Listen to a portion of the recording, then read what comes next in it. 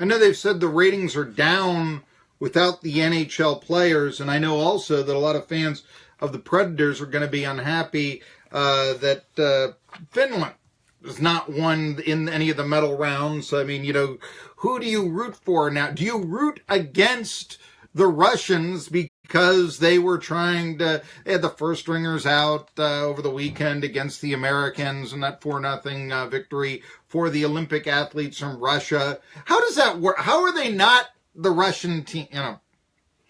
Anyway, so there's that. The ratings, they say, are down, and I can see that. I will tell you this, I was happy that Donato, who has 5 goals and to lead all the scorers in the Olympics for the Americans, was involved in the shootout. The shutout, listen to me. He was also involved in that shutout against the Russians, certainly. But the shootout, I was very happy about that. I still, 20 years after the fact, cannot believe the Canadians didn't use, in a similar situation, Wayne Gretzky. Admittedly an old Wayne Gretzky, but Wayne Gretzky in their shootout. I still can't believe that. The storybook says you've got to do it. So, middle of the night, I guess it's Wednesday today, but on Friday, middle of the night, 2:40 a.m., I guess that's Thursday night, Friday morning, there will be the medal round, who goes to play for the gold. This has been so exciting in the past. It'll be 2:40 a.m., the Olympic athletes from Russia and the Czech Republic. And then in the semifinals, at 7:10 in the morning, get up and watch the Canadians against Germany. I'm taking the Canadians in that one. The gold medal game, that'll be Saturday night, 11:10 at night. Probably the best sporting event of the day, though. So, yeah, that will be competing on a cable network instead of Saturday Night Live. You can watch that. I still, though, you've got to wonder what the interest and would they be, has been. Why did Gary Bettman not put the NHL stars into the Olympics? And he said shutting down the NHL is not worth it from a marketing standpoint.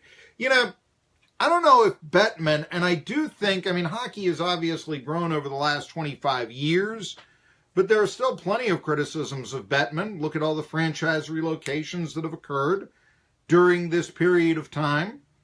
Look at the fact, and I still, hockey, now you've got more games on network TV. The Predators, they're going to be on Sunday afternoon on the NHL on NBC game. They're going to play the St. Louis Blues in a Key Western Conference matchup. But you just look at this and you start saying, I guess the franchise relocations have really bothered me. Bettman has done a lot of marketing similar to how the NBA tried to do, market the star and all this. But I still don't think that Sidney Crosby is bigger than the Pittsburgh Penguins, or Alexander Ovechkin is bigger than the Washington Capitals. Nor do I really think they should be. We always talk about market the star in the NBA. It sounds real good. But now when we don't have, in the All-Star game, it's pickup between Kyrie Irving and LeBron James. How healthy is it?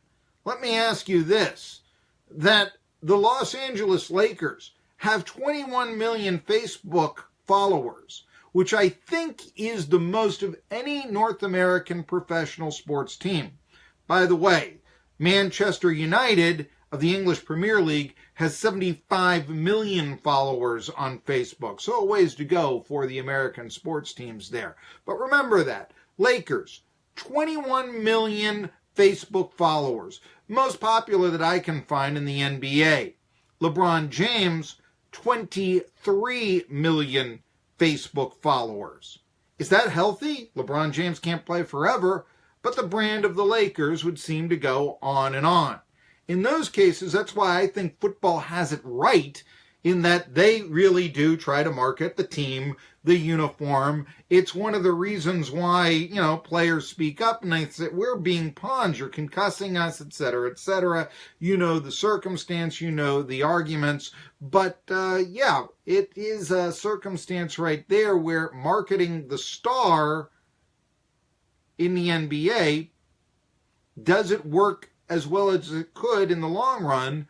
Because, now LeBron James, if you go by Facebook, has more power than any of the franchises.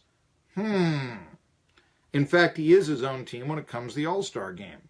Well, now, I throw that over to what the NHL, not putting their stars in. Although you could see a few guys that maybe you recognize from the NHL. Certainly on the Americans, there were a couple of cup of coffee guys. And on the other teams, such as the Russians and such, you've got Pavel Datsyuk and Ilo Kovalchuk. And Kovalchuk was a real NHL star for many, many years. So there's a recognizable name there. It's not, it's not the end of the world. And you do a little reading beforehand, then you can, really get into it, certainly, just like you could with any Winter Olympics or any sporting event. But, why did Gary Bettman not put the NHL star, saying it's not worth it from a marketing standpoint? I'm not so sure. I really think that, although, I know in 98 the games were played in the middle of the night too. But I really think that there is something about having 27 million viewers for a hockey game to see Sidney Crosby for the Canadians against, say, Brian Miller with the Americans back in 2010 that really helped the sport. And for that matter, allowed, the Predators in Nashville and now in Tennessee to really have a stranglehold on the public, whereas people before said, that's not going to happen. By the way, I know the news yesterday coming out that the city of Johnson City, they might want to sell or at least have somebody else, and I talk about new arena all the time, Freedom Hall, Viking Hall, Dobbins Bennett Dome, all those places not big enough to have, not enough floor space to have a hockey rink. And I just, I'm almost to the point now, in fact, I am to the point now, and I always say this, you don't need to put lipstick on a pig. You need to tear down that joint and build something else, and probably in a place where you can have some businesses around it. And whether that's Johnson City, whether that's Bristol, whether that's the Pinnacle, whether that's wherever, I don't know. Whether that's off Exit 7 in Bristol, Virginia, I don't know. But I do know that a new arena would attract a lot of interest for ETSU basketball from both fans as well as recruits. It would also allow the area to have a minor league hockey team, to allow the area to have full-time skating. And so, you're falling in love with a Mira Nagasu or so on the ice, and I've got some things to talk about there with the figure skating as well. You're falling in love with these people like you always do with figure skating in the Winter Olympics. Well, imagine someone from Johnson City being able to have that commitment, a young lady, a young man, getting up real early in the morning and going down to the rink and skating. You don't have that now. It's not really possible, but it could be. That's what I talk about, sports making the area more cosmopolitan. I was talking a little bit about how, market the star in the NBA. The NBA is now under fire. And I think no person more than Mark Cuban. Story coming out in Sports Illustrated, I've had a chance to look at it briefly, is that there was a culture with the Dallas Mavericks of sexual harassment that was rampant throughout the front office of the organization. I'll give you an example as I go on with this. The story in Sports Illustrated begins with this. There's an executive for the Dallas Mavericks. His name, Termita Usuri, used to be the commissioner of the CBA. Very educated, Harvard as well as Berkeley. Law degree from Berkeley, as a matter of fact. University of California. And he becomes a high-ranking executive in the Dallas Mavericks front office. He then gets a reputation as a total sleaze. How big of a total sleaze? Imagine if this happened in your workplace, or if you are a woman, listening in, watching in on Facebook Live, what would this mean to you? You're in the Mavericks commissary. It's lunchtime. Usuri comes up, "May I sit here?" You know of his reputation. It's well known. You really don't want him to, but then again, you really don't have much of a choice in the matter. And by the way, I've been in I've been with the Steelers. I've seen, high-ranking executives. I remember Dan Rooney, often eating lunch with the help. The person that answered the phone and all this. That was him. This is a little different. And of course, Dan Rooney would never do something like I speak of. And in fact, I've been around Dan Rooney. No, I mean, if you know Rooney, this would be the antithesis of what Usuri did. So imagine you're a woman. Usuri sits down, and Usuri says to you, "I know what you're going to do this weekend." And you're like, "What? Huh? What are you talking about?" And you say, "What do you mean you know what I'm going to do this weekend?" And Usuri, out of the blue, and I know of no other way, I'm going to try to keep this as clean as possible, but it's not clean, says, "You're going to have sex with multiple partners at the same time." I know of no other way to say that except to keep it clean. Imagine your boss saying that to you at lunchtime, at the commissary, after he forces his way to your table. And you reply, "No, I'm going to the movies with my friends." "No, you're going to get," and I think that one can understand what I'm saying when I say that you're going to get GB'd. Okay? I just don't know what else to come out. I don't mean to turn this show into total sleaze or anything like that, but this is what's in Sports Illustrated now. And quite frankly, and I've got right now, and you can see this on Facebook Live, but this is a 10-page report in Sports Illustrated discussing the Mavericks culture. Thoughts on this? First of all, maybe we shouldn't be surprised that it is the Dallas Mavericks. The Dallas Mavericks, you think about Mark Cuban, and what do you think of Mark Cuban? I think of him initially, coming up with a great idea to put radio broadcasts of sports online, Yahoo making him a billionaire.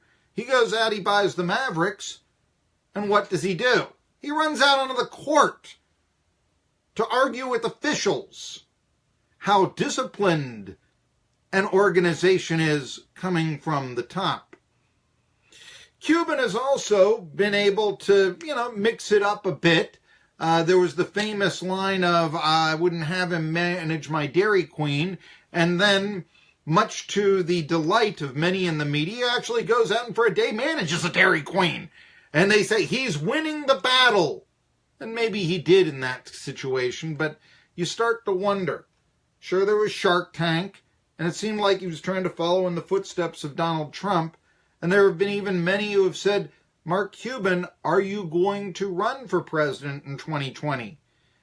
I don't see now how, and by the way, I do think that in future presidential elections, it might not be so much politicians that run for president as much as it is going to be Donald Trump's or Mark Cuban's or Oprah Winfrey's. People known, established business people, name business people.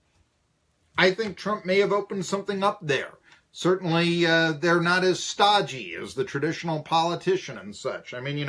So we've got that. But this report, I think that any hopes of Cuban running for president, and you'd have to declare next year, yeah, there are going to be some questions. And the longer the story stays in the vernacular, the less likely it is that Cuban will announce a run as a Democrat or an independent, or as many have subjected. I've often seen Cuban put himself in situations that I think are less than flattering to him. Give you an example. He appeared on Real Time with Bill Maher. Okay, that's not the end of the world, but in fact, that's not that bad. I mean, but it's a very controversial show. And when you have Cuban as a panelist talking to Bill Maher, and then 15 minutes later, Bill Maher literally going on a rant against Jesus Christ, and I've seen this, blasphemously blaming Christ for the world's woes of racism and the like. And of course, Bill Maher is not, he's an atheist. He's not, it's America. You can do that. But saying things that are so objective to so many, and you never hear at all Cuban say anything of, I want to distance myself from that. I want Christians to be able to feel comfortable when they go to Mavericks games, or they watch Shark Tank, or they know Mark Cuban. When he doesn't make a statement distancing himself from those, dare I say, blasphemous or certainly controversial statements that Maher has been known to make, then you start to wonder, how popular can this guy be in the mainstream? Now, Cuban has come out, and Cuban has said that, and he's very accessible to the media and all this, that a lot of people are saying with the culture of what's going on with the Dallas Mavericks, as reported by Sports Illustrated, a number of women have basically said Mark knew. Now we're in kind of a Joe Paterno, Michigan State type of situation here. He had to know. He turned a blind eye as long as there was revenue coming in, as long as the Mavericks were doing well, what have you. The consensus among the women was basically there was no way Mark didn't know. What do you say to them? Cuban emphatically says, that's incorrect, that's incorrect. We lost money. John, you saw how we ran. And, sometimes the Mavericks have been operated on a loss in the hopes of winning more in the NBA. I focused on basketball. I declare over and over again, this is not about as long as the revenue came in. Still, though, that doesn't deny that he knew. That just meant that he was more interested in winning, and he would operate the team at a loss because he had the deep pockets. It doesn't say that he's denying the culture of what went on with the Dallas Mavericks. And I mean, he'll deny it, but that's a less than satisfying answer for my taste. I think Mark Cuban's reputation has really taken a hit, as well as the NBA's. I do think the NBA, like always, will be treated with kid gloves. One final mark on Mark Cuban. And again, I think that his aspirations, if he had any, he certainly was discussed as a presidential candidate, falling by the wayside by the minute. And I'll even give you this. Mark Cuban recently, of the Dallas Mavericks, who are struggling, he openly admitted telling his team, the Mavericks, that the best course of action for the rest of the season is to tank to improve draft lottery odds. And again, if you're going to tank, then why do you have a draft lottery? That's the NBA culture. I don't get it. He made that admission during an appearance with Julius Erving, and now he says, I was starstruck by Irving. That's why I made the statement. By the way, if you're saying that to the Dallas Mavericks, what you're basically saying is that 10 player on the 12-man roster, we don't want you. And that's a guy who's really trying to play his best so that he can continue to make the big paychecks of the NBA and continue to be an NBA player. This is the one thing about tanking. You say, oh, we'll get better draft choices. That might sound good to the front office. That might sound good to the fans. For the actual player, you're now saying, yes, don't play your best so that we can replace you with someone who probably won't cost as much. I don't think they're going to do that. That's one of the problems with this whole theory of tanking. I forget. And to come out and say, oh, they better off, are you going to insure jobs? I mean, how does that work out? Admittedly, some guys will probably know they're in the last year of their contracts and such. But to say that, and then to say, Cuban, oh, I was just starstruck by Julius Erving. If I'm running against him for president, I'm keeping this. And I'm saying, if you're starstruck by Julius Erving, how can you really expect to lead when you're meeting with foreign dignitaries? How can you expect to control the room when you're negotiating an arms deal, etc., etc.? I don't think you can. So I really think, we'll still hear he's a media darling. The media will do everything they can to rehabilitate Cuban's image. I totally believe that. But as far as high office, I don't think so. Not anymore. I think that the days of Cuban being thought of as more than an entrepreneur or a basketball owner, not going to happen. And also ideas of him buying teams in other sports. He's been linked to Major League Baseball, less than likely in the future as well. Well, I'll tell you what, there's getting to be a real feud between Denny Hamlin and Bubba Wallace. And I'll tell you all about that when we come back on Tri-Cities Sports Now. J-Race Heating and Air on